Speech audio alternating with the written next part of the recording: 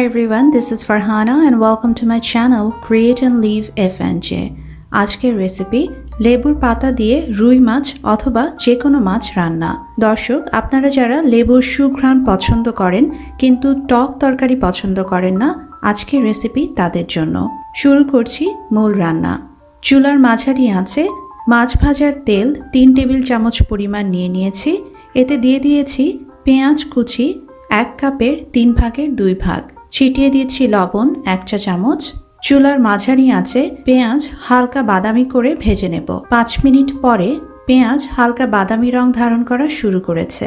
দিয়ে দিচ্ছি রসুন বাটা 1 চা চামচ, জিরার গুঁড়া 1 চা চামচ, ধনে অথবা ধনিয়া গুঁড়া 1.5 চা চামচ, শুকনো মরিচের গুঁড়া 1 চা চামচ, হলুদের গুঁড়া 1 চা চামচের 3 ভাগের 2 ভাগ।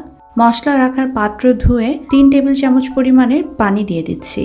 নেড়ে মিশিয়ে নেব।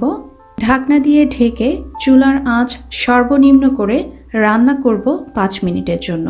5 মিনিট পরে দিয়ে দেব রুই মাছের কাটলেট টুকরা মাঝারি আকারের 4টি, কাঁচা মাছ হলুদ ও শুকনো মরিচের গুঁড়া ছিটিয়ে চুলার মাঝারি আঁচে প্রত্যেক পাশ 4 মিনিট অর্থাৎ মোট 8 মিনিট ভেজে নিয়েছি। দিয়ে দেব তেজপাতা মাঝারি আকারের একটি, প্রতিটা টুকরা একবার উল্টে মশলার সাথে মিশিয়ে নিচ্ছি। চুলার সর্বনিম্ন আঁচে ঢাকনা দিয়ে ঢেকে রান্না করব 2 মিনিটের জন্য। 2 মিনিট পরে দিয়ে দেব স্বাভাবিক তাপমাত্রার পানি 1 কাপ। মাছগুলো মশলার সাথে নেড়ে আবারও উল্টে দিচ্ছি।